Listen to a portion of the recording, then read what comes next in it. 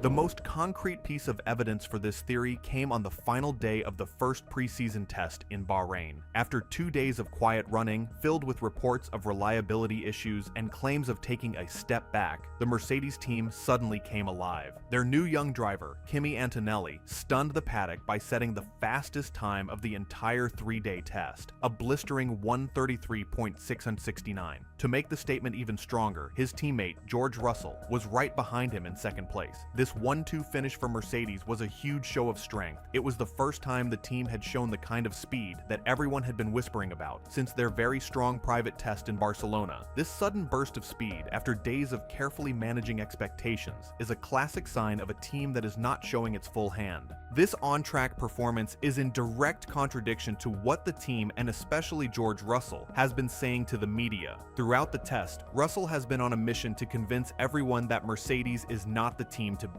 He called the test a reality check for the team and claimed they had taken a step back in performance since their earlier run in Barcelona. He repeatedly pointed to Red Bull as the clear favorite, saying they were not just a small step ahead. You're talking in the order of half a second to a second in deployment over the course of a lap, so it's pretty scary to see that difference. The problem with Russell's statements is that they simply don't match the data. On the very same day that he was telling everyone how scary Red Bull's advantage was, he and his rookie teammate were topping the timesheets. This glaring contradiction is so obvious that many see it as a deliberate attempt to mislead the competition and take the pressure off Mercedes. Of course, the other teams are not being fooled by this strategy. Charles Leclerc of Ferrari, a team that knows a thing or two about managing expectations, summed it up perfectly. "I think everybody is trying to throw the ball to the other guy." He made it clear that he believes Mercedes is hiding a lot more than any other team, and that he expects them, along with Red Bull, to be the teams to beat at the start of the season.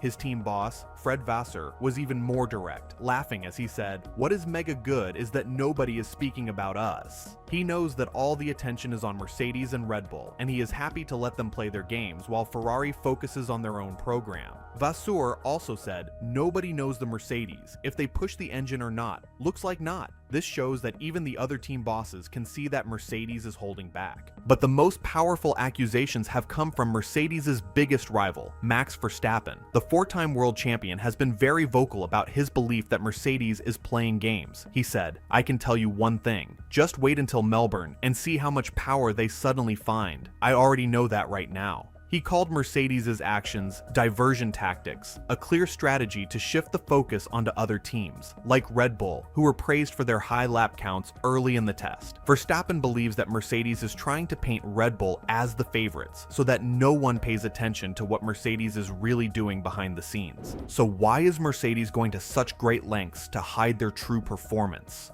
The answer lies in the new 2026 engine regulations and a very controversial technical loophole. The debate centers around a term called compression ratio. In simple terms, a higher compression ratio allows an engine to extract more energy from its fuel, leading to more power. The official rules state that the maximum compression ratio is 16.0 when measured at a normal room temperature. However, it is widely believed that Mercedes has found a clever engineering solution to legally increase this ratio to as high as 18.0 when the engine is running at its optimal, much hotter, on-track temperature. This could give them a significant power advantage over their rivals. Mercedes team boss Toto Wolff has tried to downplay this advantage, claiming it is only worth a tiny 2 or 3 horsepower, but once again, not everyone is buying it. Max Verstappen, in his typically blunt style, said that you could easily add a 0 to Wolff's number, suggesting the advantage could be 20 or 30 horsepower, or perhaps even more. In a sport where teams spend millions of dollars to find a few extra horsepower, a 30 horsepower advantage would be absolutely massive. This is why the political game behind the scenes has become so intense. Toto Wolff has accused the other engine manufacturers, Ferrari, Red Bull, Ford, Audi, of sending secret letters to the FIA and holding secret meetings to try and get the rules changed before the first race. The engine designs for 2026 are due to be finalized or homologated on March 1st. The other teams are desperate to close this loophole before that deadline, while Mercedes is fighting to protect the advantage they have worked so hard to create. Wolff claims that the other teams are simply afraid of being embarrassed by Mercedes' performance. It's a high-stakes game of political chess, with hundreds of millions of dollars and a potential world championship on the line. Adding another layer to the intrigue is the possibility that Max Verstappen has inside information. He held talks with Mercedes last year about a potential future move to the team. It is very possible that during those high-level discussions, he was given some insight into their 2026 project and the potential of their new power unit. This would explain his confidence when he says, "I already know that right now." He isn't just guessing, he might be speaking from a position of knowledge, which makes his accusations against Mercedes even more powerful.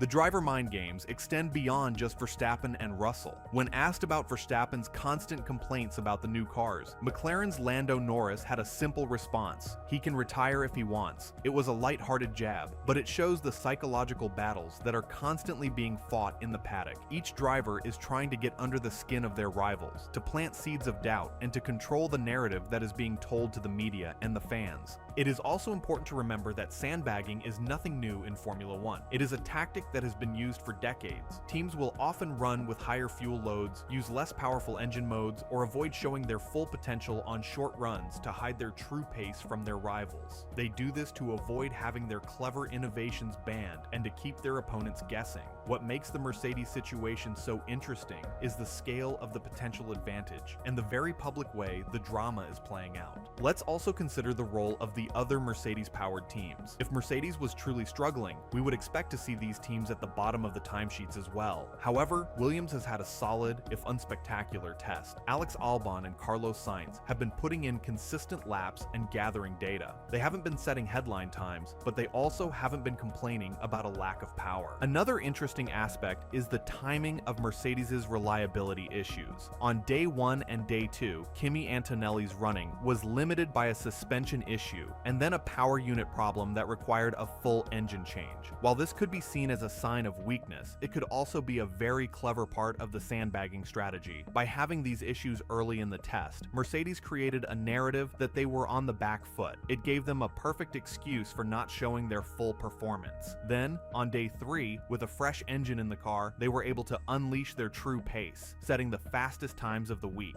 It's a classic case of creating a problem to hide the solution. We also have to look at the bigger picture of the 2026 regulations. These new rules are a huge reset for the sport. Everyone is starting from a blank sheet of paper. This is the perfect opportunity for a team like Mercedes, with its huge resources and engineering talent, to find a clever advantage. The compression ratio loophole could be just the first of many innovations that they have up their sleeve. By hiding their true potential now, they can prevent the other teams from copying their ideas or protesting to the FIA. Another layer of this complex game is the role of the rookie, Kimi Antonelli. Putting a 19-year-old in the car, who then sets the fastest time of the test, is a power move. It sends a message to the entire paddock.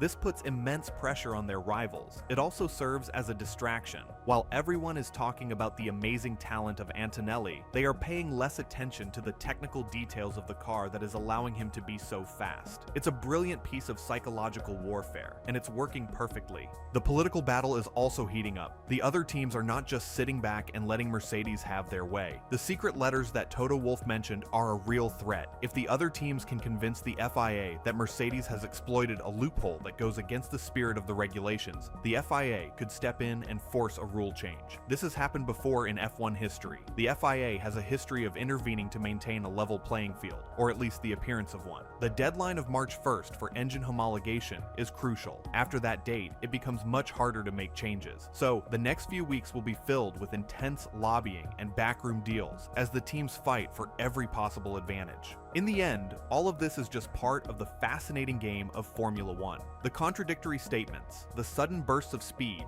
the political maneuvering, and the driver mind games all point to one conclusion. Mercedes is likely hiding a significant amount of performance. They are playing the game masterfully, deflecting attention while quietly building what could be a championship-winning car. The other teams know it, the drivers know it, and now you know it too. The first race of the 2026 season in Melbourne will be the moment of truth, when the sandbags finally come off and we see the true pecking order. The war of words will be over and the real battle on the track will begin. The only question left is, who will have the last laugh when the checkered flag falls?